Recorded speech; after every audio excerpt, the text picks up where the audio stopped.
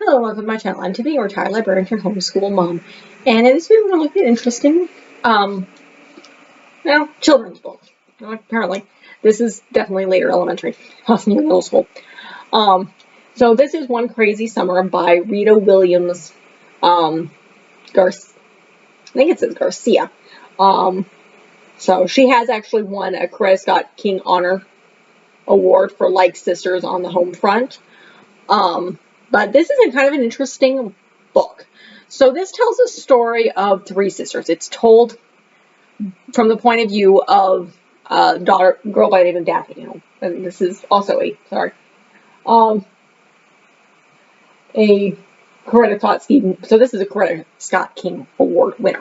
So if you're not familiar with what that is, that's a book award for African American books. So, and apparently it's a National Book Award finalist. So this is a very, very good book. And it's also a Newbery. Yeah, that's a Newbery. Is it Newbery Honor or Newbery? Yeah, Newbery Honor. So this is apparently a very, very popular book. So as we notice, there's multiple awards here. It is a very interesting book. So this takes place, I believe, in the summer of, I think, 69. 1969, I think. No, gotta be earlier than that. Maybe. Let's see. You gonna tell me when this is? No, summer of 1968. So close. And you have a young girl by the name of Daphne, and then she has two younger sisters who are much younger. She's about 11. And they live in New York City with their father and their grandmother. This is their father's mother, who came up from the South to live with him after her little sister was born. I don't remember how old. The younger sisters are obviously younger elementary. One of them still hangs around with an adult. So they're still pretty little. I think the youngest one's going into second grade. So she's, one of them's about 9, I think, and the other one's about 7. So they're still pretty young. And then, of course, the older sister, Daphne, is it Daphne or Delilah? No, it is Daphne. It's Delphine, sorry, is 11. She just turned 11. So their mother kind of abandoned them when her younger sister Fern was a baby. And she was about 4 or 5 when Mom left. So she was young. And so she barely remembers her mother. Her mother is kind of an artist, and her parents were always yelling because her mother was writing on walls. So their father decides to contact Mom, because again, Mom's been out of touch for a long time, and the little ones don't remember her, and decides to send his daughters to know their mother. So she's living in Oakland, California. This is the summer of 1969. So they go to California to see their mother, who is a poet, and she gets involved. She's gotten involved with the Black Panther Party to an extent. She also has something interesting. That's what, when I stop and think about this book, that struck my mind. It makes you stop and think. She has a printing press, and what we would consider an old-fashioned mobile type printing press. And why this is important is this is one of the reasons that the Black Panthers are interested in her. Again, they're African American. She's kind of part of the party to an extent. She helps them. She's a poet. She's an artist. She's embracing the Black Panther ideal. And they can use her and her printing press to print flyers. So we don't really think about this all that much today, because we've had mobile printers. I mean, I had a mobile printer since I was a kid. Yes, with the things with the little holes on the inside and how you moved it. In fact, as of the shooting of this, we recently just bought a new one because my old one was dying. But back then they didn't have them. I mean, those type of things. This is the summer of 1968. These things didn't exist. Computers were the size of rooms. So it's something to stop and think about how on earth they would do something independently. You'd have to have this mobile printing press, which would have been very, very similar to the ones that would have printed a Gutenberg Bible or anything else. They would have been very, very similar. Again, this had the mobile print. In fact, she talks to her daughter a little bit about it. Now, she doesn't really want anything to do with her kids. Cecile is her name. That's how her daughter refers to her as. She's going by a different name, I think, Rizilla or something, or Izilla. I couldn't even pronounce it, but her daughter frequently refers to her as Cecile. That is the name that she was born with. That is the name that her daughter refers to her as. And they refer to her as their mother. She's not mom because she's not been part of their life. And she comes, she picks them up, and they have to catch a bus to this house, to her house. She lives in Oakland, California. And then she sends them off. It's like, yeah, your dad sent you with money. No, you're not going to Disneyland. You have to eat. So she sends them to get takeout down the street. So it's like I believe it's Chinese takeout. And they eat on the floor. And mom's kind of jumpy. And so she's a poet. She's printing poetry. She's also printing stuff for the Black Panther party. And periodically they come over in her houses. And she's friends with these people. And she's part of the party, essentially. To an extent, she's part of the movement. But she doesn't always want to print their stuff. Just because she's slightly crazy and printing poetry. So, but then she sends the girls the next morning to get breakfast at a community center. And they start going to this summer camp for Black Panthers, run by the Black Panther Party. So they're learning about these different things. And eventually, Delphine starts reading the newspapers that they print out and realizing that they're in trouble, that this is dangerous, this is not safe. She doesn't want to bring her sisters here. Her mother forces her anyway. They get in some police situations with some of the other girls, and there's another boy who's half black. I believe he's half Japanese, and his father was taken away because his father was speaking up about injustices, and so his father is in prison because his father was basically part of the movement. So he's, I mean, this is 1968. This is still very much the height of the civil rights movement. Nothing is slowing down. The Black Panthers, Martin Luther King had been killed not that long ago. And I don't know if Malcolm X, I don't remember his dates. I know doubt he's still alive at this point, because again, it's the summer of 68. So things are still sketchy and not particularly safe. And again, this is Oakland, California, where there have been riots, which is the reason these girls' grandmother does not want them going there in the first place. She was not happy to be sending her granddaughters that she had been raising off to stay with their mother, who she does not like, obviously, because the woman abandoned her kids, off to see their grandmother, because she's raising them, essentially. So Delphine, again, tries to keep them away. They're going to have this big rally, and she doesn't want them to go. Her sisters are fighting her because they want to do a presentation. They're still trying to get mom to love them. So again, they're little girls. They're young girls. So, and she's a little bit, again, she's not that much older. I mean, she's 11. So she literally just turned 11. But one day on a weekend, because normally they don't have the camp on the weekend, she decides to scrounge up some of the money that they have and take her little sisters down to San Francisco. And so they spend a day in San Francisco, but they catch the bus, they do the train, they get some souvenirs. Because again, they're there for like a month. They're there for 4 weeks during the summer. And so they come back, and there's police at their mother's house, and they're arresting mom and two Black Panthers. And her mother denies that they're her kids, like they're the neighbor kids. And the girls agree with this, and they walk. They had gotten takeout because they needed food. Delphine had actually been starting to go to the grocery store and buy groceries and actually feed them, because she knew they were making her sisters sick. Just because you can't have takeout constantly with young kids. And it was making them sick because they weren't getting the proper nutrients, and her little sister's stomach was hurting, and she wants to take care of her siblings, and she knows how to cook because her grandmother taught her. So they go down the street, they wait until the police leave, they get back to the house, they clean things up, they put the printing press away because everything's been kind of torn up, And then there's a knock on the door, and it's the young boy, the Asian black boy, and his mother. And they come in, it's like, and essentially she's going to help look after them until their mother is released from jail. So they go to the rally the next day, and they choose to recite this poem. They find something that their mother had been writing, and they put black into it because it wasn't there.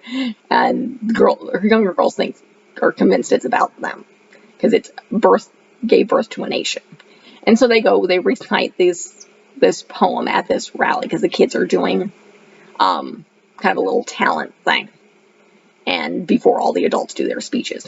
And their mother gets out of jail, and she's there, and she kind of compliments them afterwards. And she's just like, they didn't want me. They wanted the two Panthers who were with me. They didn't really want me. So they go home, and after she sends her little sisters to bed, she kind of talks to her mother. She almost gets in a fight with her mother. She's like, I'm 11 years old. And her mother's like, when I was not much younger than you, my mother died. And an aunt took me in. And she basically made me her slave to an extent. I was sleeping on a mat on the floor and helping with her kids. And then she got a boyfriend and kicked me out. And when I was 11 years old, I was living on the streets for a long time. And I would hide in the library, and I would read these different poetry books. And I was living on the streets, and I was a young girl. Until Delphine's father and uncle found her and brought her into their lives and helped her put a roof over her head, fed her. And then eventually, whether she fell in love with him or not, she ended up pregnant with Delphine, and then her little sister, Benaletta, I can't pronounce her name, and then Fern. And then she wanted to name Fern something else. And she ended up having a fight and leaving. So, and then her father obviously named the baby Fern. Sorry, it is spring when I'm filming this, so allergy season. But it is she has a heart-to-heart with her mother. And her mother's like, enjoy being 11. Because you have a choice. It's the kind of the understanding that her mother realizes, okay, my child has a chance at a childhood. Be a child. Because she's kind of fighting with her mother. It's like, I shouldn't be looking after my siblings. You should. And you should be the one who should be taking care of us. And making sure we're fed well and protected. And she's like, basically she tells her, it's essentially a heart-to-heart. Her mother doesn't know how. Because her own mother had died when she was young. And she didn't really have a childhood. So she's telling her daughter, enjoy your childhood. And so she takes them to the airport the next day because they're going home. And she also yells at her daughter because Delphine didn't call her father. And like, you should have called your father. And it's like, why? It's like, no, I shouldn't be doing this. You shouldn't be getting arrested. I'm 11. How on earth was I supposed to think about this? I'm 11. And that's how the conversation starts. So she takes them off to the airport, and they do end up hugging their mother at the very end. And that's kind of how the book ends. Whether they build a relationship with their mother or not, but they find their mother's love to an extent, and she realizes she does have some love for her daughters. So, and then they go home. So, it's a very interesting book. I would definitely say it's got 218 pages. So, depending on your reading level, probably about 5th grade-ish. So, I'm not good at ages. What 5th grade-ish is. Let me think. 9, 8, 9. So that would probably be the youngest I would read this, just because of the, not necessarily just the topic, because of the length of the book and the size of the print. So if you have a really good reader and you're interested in this, they could probably read it younger. But again, they're not really going to fully comprehend this. It's a really good book to read during Black History Month, or for, obviously, homeschoolers. That's where our minds are at here. because that's what we do, even though my daughter's really, really young at this point. But again, this is, when you're looking at the Black Panther Party, this is a good book to read, to talk about kind of, at least in a way, to introduce this topic, because it is a first-hand kind of account of the lives of what was going on with some of these young girls. It's definitely a mother-daughter story, but also an awakening understanding of how Delphine comes to understand her mother, and in a sense, this movement to an extent. Again, they don't really go that much into the Black Panther movement. It does talk about Black pride. One of the things that does happen that's kind of funny is on their way home from San Francisco, Fern noticed something out the window. So there's always been a Black Panther who's kind of been harassing them just a little bit when they're at the center. And Fern sees him. And at the end of the poem, she reveals that she sees him with the cops and they were patting him on the back. So he's an informant. So essentially, at the very end, Vern reveals that there's a snitch in their community center, and obviously the rest of the Black Panthers converge on him really quick. You do not know anything else. He disappears. And it's not mentioned again, but as an adult, you realize that these people are going to do something, whether he's dead or alive. But essentially he's in trouble because he's a snitch, and he's getting them in trouble.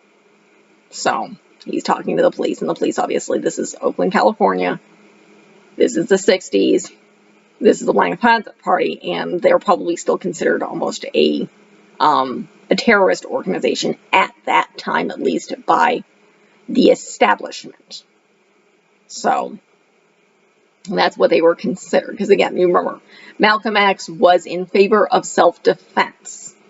Not necessarily just violence, but they viewed correctly, not going to deny this, that the police, in many aspects, particularly back then, even now, can be the enemy of people of color. And so they were not against fighting back, as opposed to Martin Luther King, who was all about passive resistance. So that was the major convergence. I don't know enough about the two parties to say more than that. But again, the FBI considered them violent, and the police would have obviously considered them violent, so they had informants in there. Mind you, they also considered Martin Luther King's group dangerous, because again, they were challenging the status quo, because God forbid people of color demand equal rights, or women for that matter. Moving on. But again, this is a very, very good book. It's very enjoyable. It flows really well. It is very much a mother-daughter story. It touches on these topics of the Black Panthers, of kind of what was going on in Oakland in the summer of 1968. So if you're talking about that period of history, this is a good book to do, because it's kind of a first-hand account from a child's perspective. Because again, Delphine is 11 years old. She's not going to grasp a lot of the politics of what's going on around her. And she doesn't know her mother very well. Until she has that conversation, she doesn't know her mother's background. She doesn't know her mother's life. So this is a chance for her to know who her mother is and where her mother is coming from. But again, they talk a lot about Black pride in this and what the police are doing. You get that touched on. But again, this is through the point of view of children. This is a children's camp. So they're not talking overt violence. They're not bringing that forth, because they're talking to children. And they are, in fact, trying to protect the children to an extent. Because again, a lot of them are living with this. And they're living with the police violence. But that's not the point of the camp. The point is to educate them on Black pride and kind of the history of African American culture kind of thing. And a little bit of the movement of what they're trying to do and how to stand up for themselves and to speak up for themselves kind of thing. So it's a very, very good book again. Obviously, a lot of people, because it's a national Book Award finalist. It's a Coretta Scott King Award winner. It's even a Newbery honor book. So this is very popular. And I'd never heard of it. And I enjoyed it quite a bit. So that's it for this review. If you like what you see, be sure to check out the rest of the channel. I do books like this. Obviously, I do some stuff during Black History Month. I try to cover some multicultural books. I do younger books. I do older books. I do films. We are a homeschooling family, so I will be adding travel stuff, which is one of the reasons we've chosen to homeschool, so we can have the freedom to travel. And then we are, I will add curriculum stuff as my kid gets older. By the time you see this, I might have some stuff. This is being filmed in March 8th of 2022. So my daughter is just a little over 2.5. So we're not there yet. By the time you see this, this is coming out February of 2023. So she'll be about 3.5. So we may be getting there. So that stuff is on the horizon. I'll add it when we have it. I'll also add more travel stuff. So by the time you see this, we should at least have a couple more travel videos up. So, but be sure to like and subscribe, leave a positive comment if you have one. Check out what I've got and look forward to more. Thank you.